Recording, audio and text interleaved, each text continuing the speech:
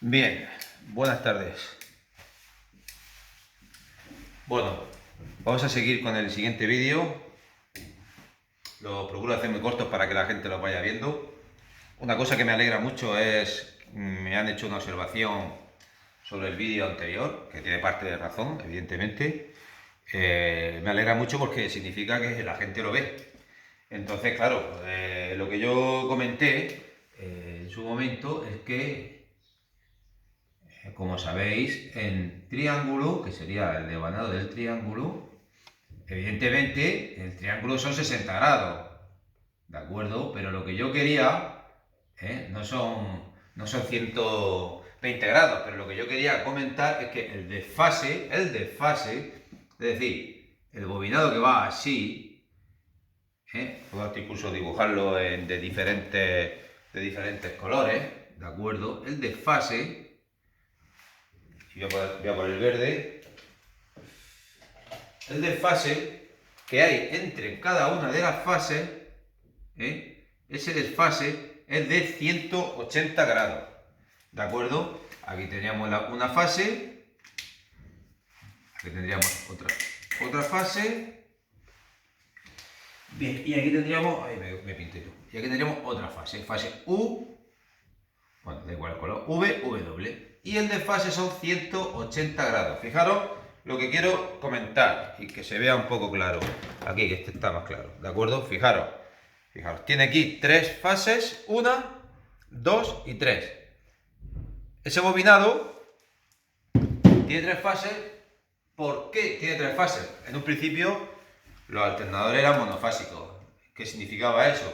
Significaba que tenían un rendimiento bajo para los consumos que luego posteriormente fueron añadiéndose a los vehículos. Estoy hablando de aire acondicionado, la columna eléctrico, etc. Entonces, ¿qué pasa? Que para aumentar ese rendimiento pues fue necesario añadir dos fases más, haciéndolo trifásico. ¿Qué es lo que pasa? Si nosotros tuviéramos un alternador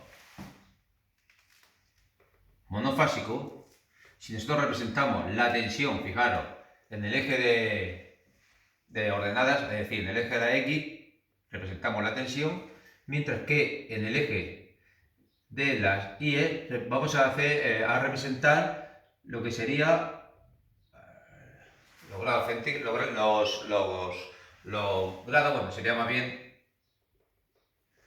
el seno, porque es una función senoidal de esa fase. Mirad, si nosotros, bueno, mejor que el seno, vamos a hacerlo con respecto al ángulo, ¿de acuerdo? Vamos a dibujarlo con respecto al ángulo. Si nosotros tuviéramos un alternador monofásico, tendríamos aquí, este sería, conforme va el alternador dando vueltas, habría un punto máximo de tensión positiva y un punto máximo de tensión negativa, y así sucesivamente, ¿de acuerdo? Este sería la tensión de pico, la positiva, y este sería la tensión de pico, la negativa. Eso estamos hablando si aquí tuviéramos un alternador monofásico, la tensión de pico positiva y la tensión de pico negativa. Bien, ¿qué es lo que pasa si nosotros le añadimos una fase más? Una fase que esté desfasada entre ellos, como he dicho anteriormente, 180 grados. Es decir, le añadimos otra fase, fijaros cómo sería la curva esto sería la curva desfasada entre ese punto y ese punto, desfasada 180 grados, que es lo que yo quería comentar. Fijaros que será una curva de tensión positiva y tensión negativa de pico a pico máxima, pero con un cierto desfase, y ese desfase es de 180 grados. Si añadimos otra más, fijaros cómo quedaría Fijaros aquí, esto en verde no se ve muy bien, pero voy a intentar subrayarlo otra vez. Así sería y así sería la curva, ¿de acuerdo? Esto sería una tercera fase. Hemos dicho que entre ellas las fases estarían desfasadas, para la redundancia, 180 grados. Es decir, que entre este punto, esta fase y esta fase, habría 180 grados. ¿Para qué se consigue eso? ¿Para qué hacemos esto? Pues muy sencillo. Para que la tensión sea lo más eficaz posible, lo más eficiente posible. Dicho así, nosotros sumemos, aquí tendríamos, en el alternador, tendríamos una corriente alterna que está desfasada cada una de sus fases 180 grados. Eso no nos sirve para nada. ¿Qué es lo que tenemos que hacer? Tendremos que coger y una vez de que nosotros hayamos sacado esa corriente, como he dicho, que sería alterna, tendríamos que, voy a dibujarlo así, tendríamos que pasarla a través de una placa o puente rectificadora de diodo y rectificarla. Bien, ¿qué es lo que hace esa placa de diodo o ese puente de diodo? Pues muy sencillo, elimina las componentes negativas.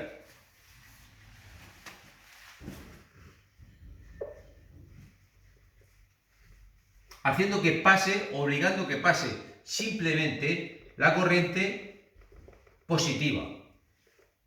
Es decir, eliminamos las negativas y dentro de las positivas pues quedarían estas partes. No está muy bien dibujado, pero creo que se entiende. Por lo tanto, la tensión, la forma de onda de la tensión que nos saldría después de haberlo rectificado, haberlo pasado por lo que sería la placa de diodo, sería así. Voy a dibujarlo en el color negro. Aquí, así. Que es muy parecido a lo que nos saldría si tuviéramos una fuente de alimentación. Es decir, que aquí vamos a tener una tensión, ojo, hablo siempre y cuando después la regulemos con el regulador, que está en un intervalo entre 13,5 y 14,5 voltios aproximadamente. Esto que veis aquí, esta forma que veis aquí, es lo que nosotros en algunos testers y en algunos aparatos como el osciloscopio, si se trata de un osciloscopio de automoción, vamos a tener lo que se llama la tensión de rizado. ¿Qué es la tensión de rizado? La cantidad de componente alterna que sale después del borde B positivo, es decir, de la salida del alternador. Fijaros que esto que veis aquí sería la tensión de rizado.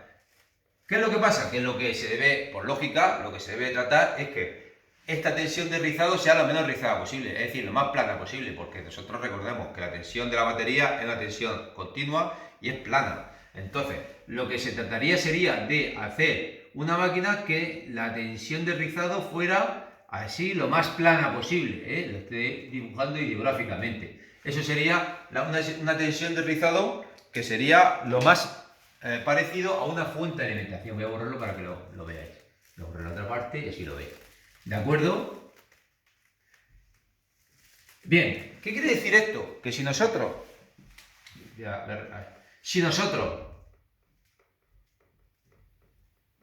tenemos algún problema en el alternador y más concretamente en la placa de diodo, esa tensión de rizado no es tan plana, pasaría a tener una forma tal y cual como estas. Es decir, que aquí ya nos está indicando de que hay algo que pasa, algún problema pasa en el alternador, que no tenemos una tensión de rizado que sería coherente o una tensión de rizado que sería plana. Bueno, pues esto nos está indicando que vamos a tener algún problema en la placa de diodo, en algún diodo concretamente la placa de diodo. Por lo tanto, cuando nosotros en un tester vemos tensión de rizado y vemos que nos sale una curva más o menos plana, diremos que está bien.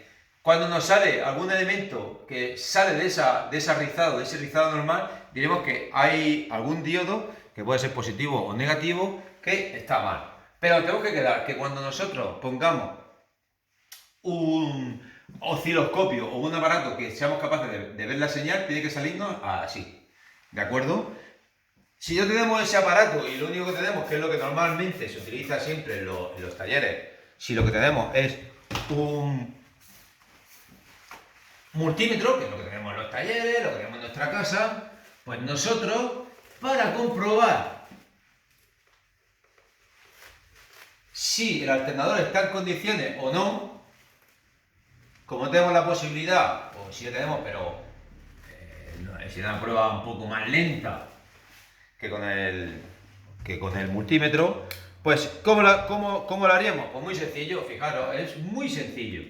Cogemos nuestro alternador, tenemos dos posibilidades. O bien hacerlo desde el alternador o hacerlo directamente desde la batería. ¿De acuerdo? Esas dos posibilidades tenemos. O hacerlo desde el alternador o hacerlo directamente desde la batería. Bien, os voy a comentar cómo se hace de las dos maneras.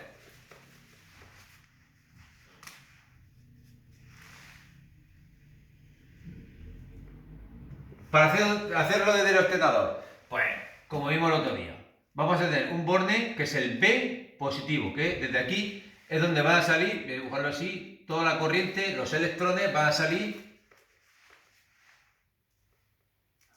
¿de acuerdo? Ahí. Van a salir hacia la batería y hacia los consumidores. Voy a coger el rojo. ¿De acuerdo? Es decir, que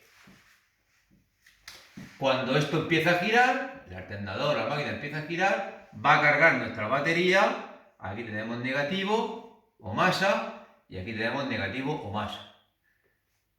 Y a su vez va a darle a los diferentes consumidores del vehículo, el columna eléctrico, aire acondicionado, etc. ¿De acuerdo? Bien, ¿cómo nosotros haríamos para comprobar si ese alternador está bien o no está bien? Hay dos posibilidades. Directamente del alternador, cogemos, ponemos nuestro multímetro